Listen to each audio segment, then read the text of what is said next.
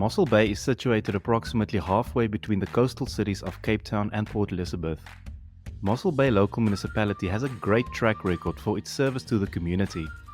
It has in the past been named South Africa's most financially sustainable municipality. It has also been reported that Mossel Bay is the #1 destination in the Western Cape for South Africans semigrating. This Future Cities Africa episode is with Dirk, Executive Mayor of Mossel Bay Local Municipality. Mayor, welcome. It's great to have you on the show. What do you believe are the key elements to your success or competitiveness, and what role do you think digitization plays? Mossel Bay Municipality, we're very fortunate that we're one of the most financially sustainable municipalities in South Africa. We've won that award 2-3 times. And basically, that's the first principle, is that we've got financial discipline. We're very strict on debt collection, and we've got long-term financial planning. We're very prudent, and we're very strict when we do budgeting, that we don't budget for stuff that's unnecessary. With that also is political stability. If you don't have a stable platform, it's quite difficult to deliver proper services and to do proper decision making. With instability comes a lot of challenges, waste of time, unfortunately, and so on. And then the other most important thing is that with stability also comes the fact that you can employ competent and knowledgeable staff, which can, at the end of the day, ensure proper service delivery. And then with that as well, digitization can be implemented by competent staff. For instance, we've now, with the assistance of Collaborator, we've developed an app. And with that app, we can offer services to the community. We can offer communications that's quicker. And we've asked Collaborator to assist us with the app to ensure that the app's user-friendly. What we've seen is that many municipalities do have an app, but there's very few users. So we first ask for the app to be developed in such a way that when people log onto the app or start using the app, that it makes sense, that they can, for instance, go into their municipal account, that they can pay the municipal account. Collaborator also assisted us that we can have push notifications, and more importantly, that push notifications go to specific wards. So you can choose, whenever you log into the Collaborator Citizen app, you can choose, I'm staying in this specific ward, and then you will only get notifications for that ward. So you don't get won't get swamped with all these different notifications that's not really relevant to you. Obviously, also with that is in terms of our safety systems, we can roll out at this stage safety systems with technology or digitization, which assists us, and obviously it helps curbs us on spending of staff. And then also very importantly is telemetry. It's also digitization that we're busy with. So we implement the telemetry over our municipal area, which gives you notifications whenever there's a problem with valves or with electricity supply or with dam levels and so forth. The municipality recently launched technology to improve performance management and enhance service delivery. Can you explain how this technology works? What prompted the municipality to consider implementing this technology, and what has the progress been to date? We know that app technology are widely used and it's quite relevant. People prefer to use apps. So as a municipality, as Mossel Bay Municipality, we try to be a bit different than government, and we try to be more have a the distinction of or more working closer to a more corporate environment and approach. So that's why we looked at the app. We mentioned, as I've mentioned as well, we thought that the app should be user-friendly, and that we should offer stuff that is not only an app where you can go and read stuff. It must be interactive, and that we're very thankful to Collaborator for assisting us with that, where it can be a two-way communication. We're still in development, and we're very fortunate to work with Collaborator as a partner who's listening to our needs. We also want to start rolling out polling votes in terms of decision making. So whenever an important decision must be made, as I've mentioned, it's ward specific. So whenever a decision must be taken for say for instance, in terms of the budget or the IDP, then your residents must be able in future to communicate directly and say, we rather want this compared to that, or this is what we see or this must be in the budget. Or even for the bigger town, you can have people indicating there's two.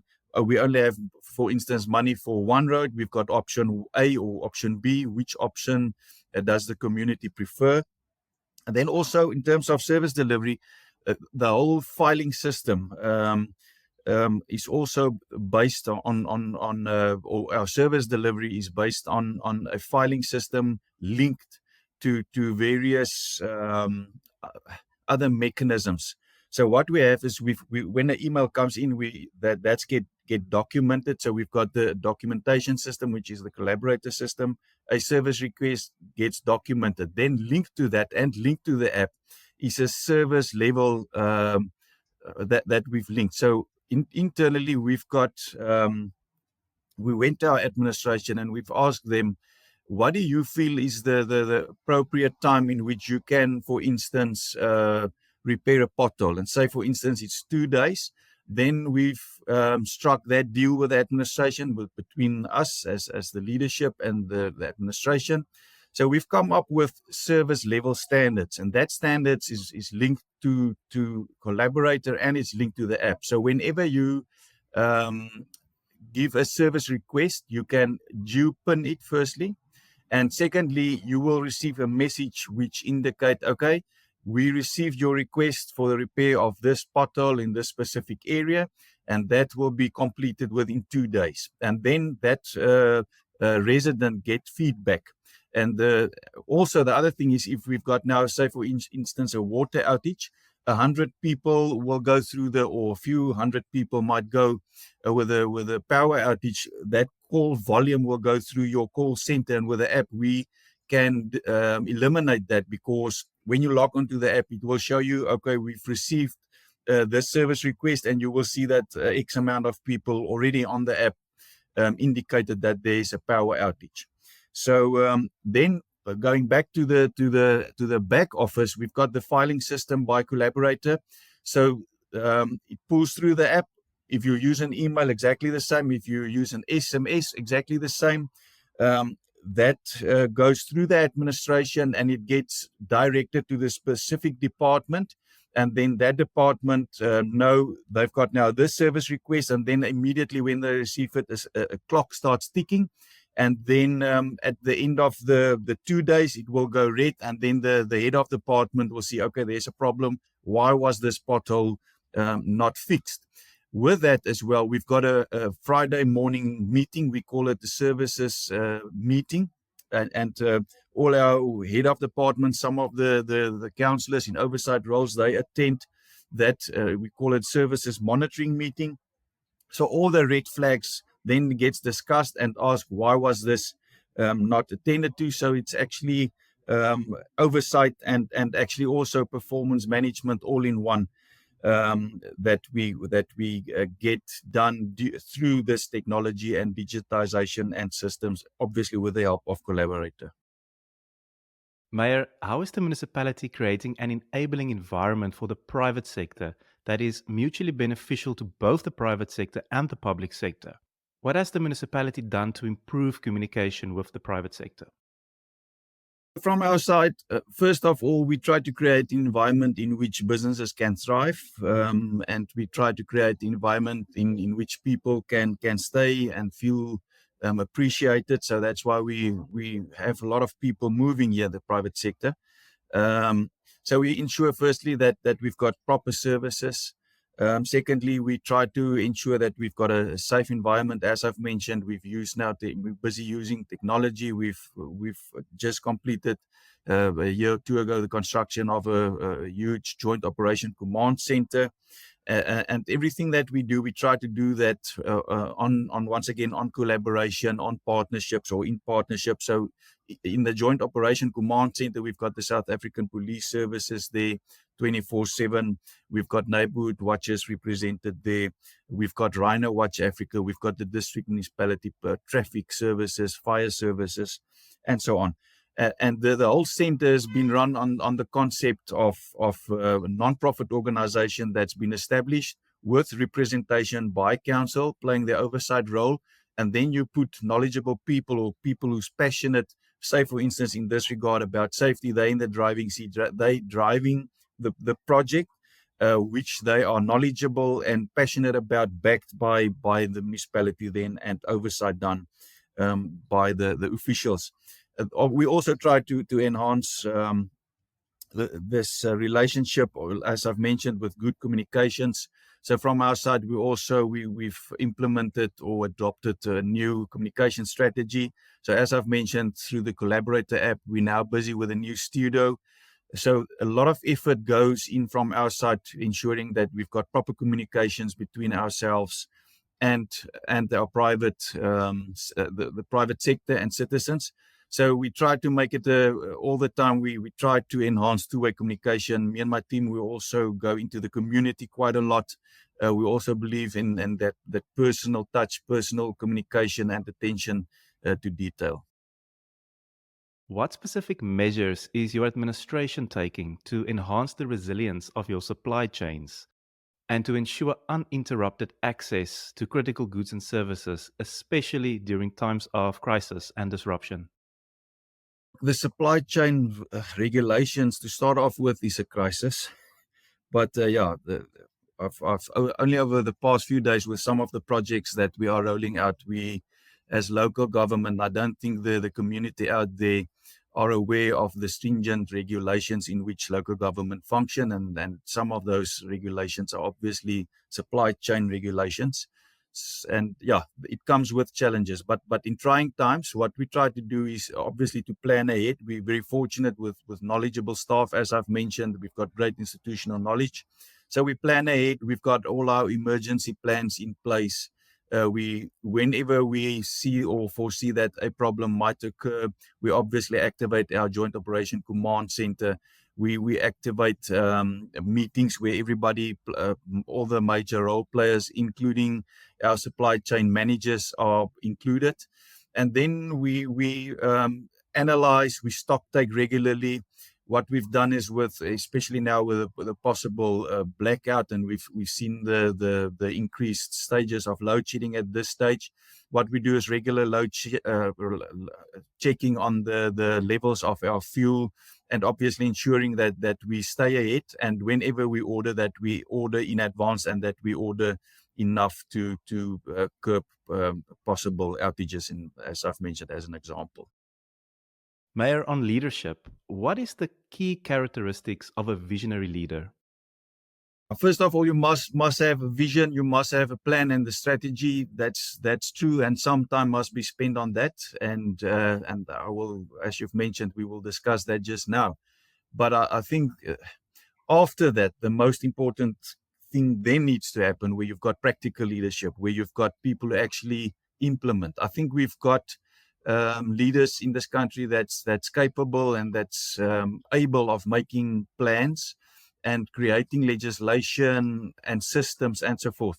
But I think we're lacking of leaders who can implement and get things done. So unfortunately, politicians are known to be good talkers and not always doers, and I think that's definitely lacking in our country. We need leaders that can lead the way in terms of practical leadership, talk less, do more, and with that as well, be humble enough to go into the communities with in terms of being a tangible, being a person, not being somebody superior, only up there, nobody being able to reach you. I think, as a visionary leader, you must have an open door policy. You must be approachable to the people. They must be able to connect to you. You must be able to get to their level, to communicate on that level, or on their level. But the most important thing is to ensure that implementation gets done, and obviously measured, that performance gets measured. You've mentioned some of the things that our leaders are not getting right when leading their municipalities or organizations. What needs to change and how can change happen? We've seen political parties in this country having outright majorities for many years. And I think it's easy, the trap is there to get complacent. Um, I think what is very important is when you've got a stable platform, when people gave you the mandate, that must be utilized. So that platform must not be used to sit back and say, okay, now I've won. Now I've got the people supporting me, and now I can sit around idly and think about what I'm going to do and so forth.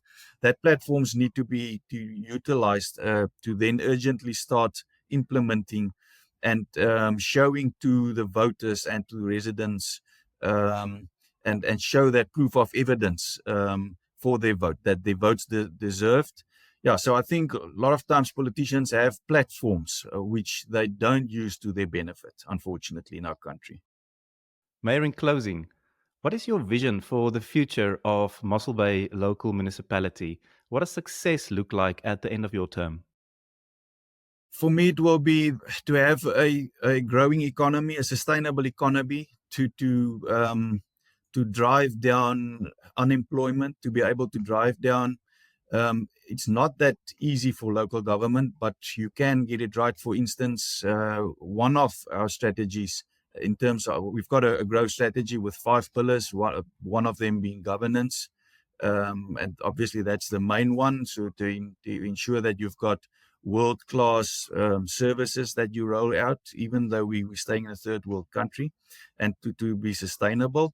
So we've got a lot of people who come and retire here, so you must also ensure that you're not too expensive.